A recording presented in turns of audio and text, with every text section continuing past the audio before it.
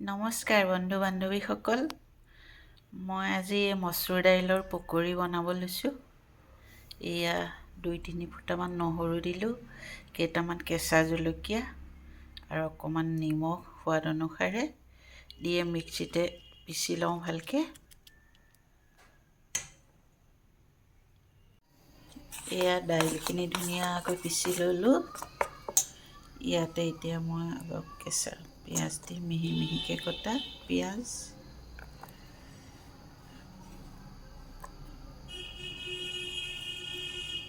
কোমল কোমল চাই নৰসিংহ পাত কেইটামান ছটিয়াই দিওঁ।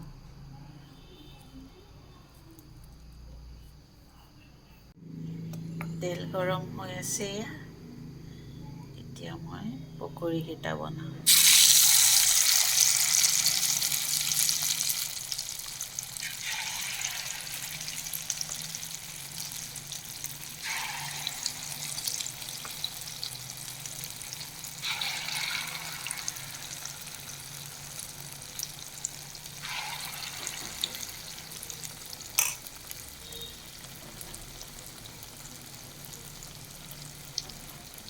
এয়া মোৰ মচুৰ দাইলৰ পকৰি বনাই হৈ গ'ল।